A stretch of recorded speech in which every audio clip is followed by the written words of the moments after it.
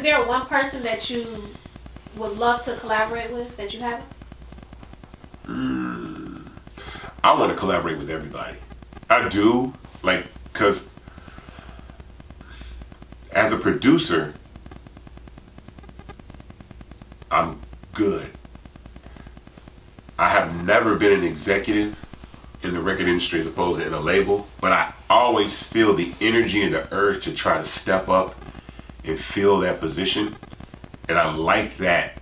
I like that challenge because I feel like where other people falter or the decisions that they make or why they do things that they do, I'll succeed. And I want to collaborate with a lot of artists in that fashion. So I would love to work with, I would love to work with anybody, but I want to create from the perspective of being a producer, but at the same time an A&R and executive, because I always feel like, being able to piece together a project or what fits. I always look at being an A&R as like a stylist or even a producer. I feel like producers are record stylists.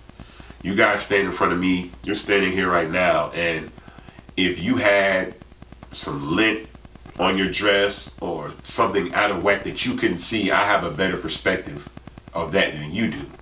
So it's kind of like, I like being able to style records and know what goes with what or what records fit with other people. I've done that before. I do that a lot on Instagram. I'll post a hashtag called my A&R ears, like my A, letter N, letter R ears. And I've always voiced my opinion about a lot of records or a lot of projects that I felt could use this or have success in that. One of the things I used to continually talk about all the time, and it happened, was Chris Brown. Chris Brown was going through a lot of what he was going through.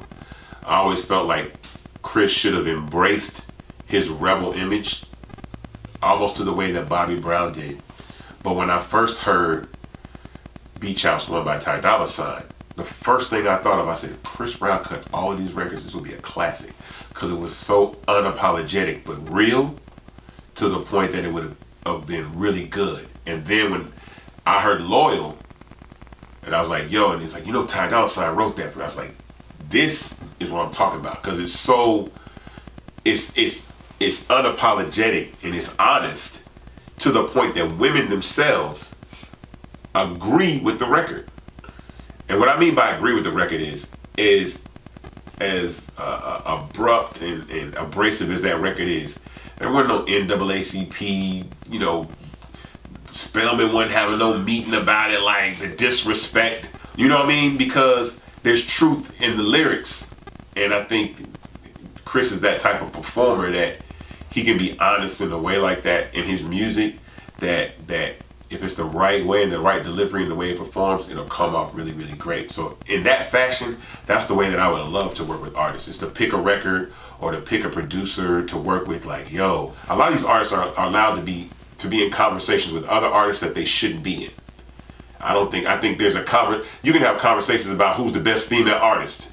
Rihanna, Beyonce, Katy Perry, whatever. You can have these kind of conversations, but I think if there were certain records that she had or Beyonce had, it wouldn't be, without a doubt, Beyonce's the best performer, best artist, best dance. She's the perfect vehicle for a female. She's the best female vehicle for an artist ever.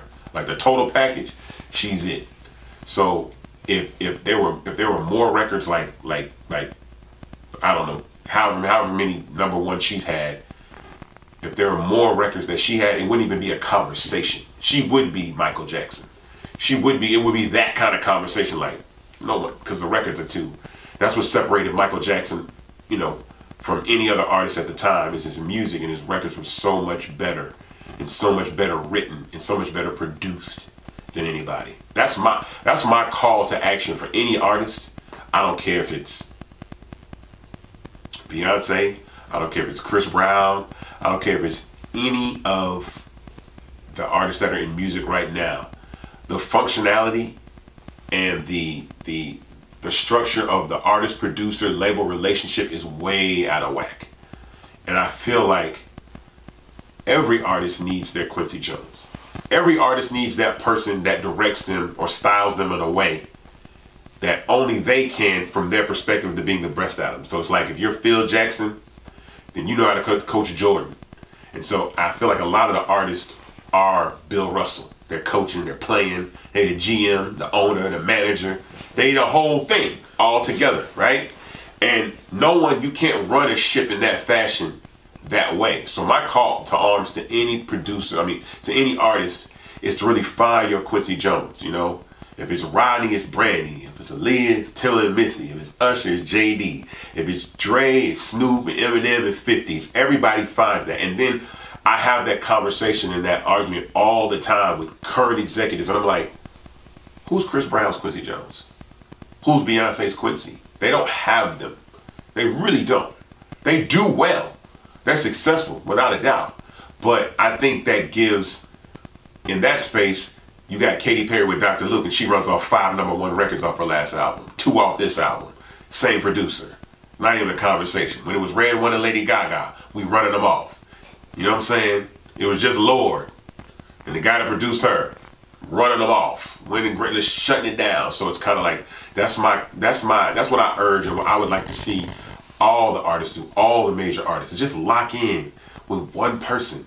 We don't have to chop the check up that many times. I understand publishing's slim right now. There's not a lot of placements out here in the game, so we kind of got to hand off 5 and 6 and 7 to different people. Nah, that's not how you do it.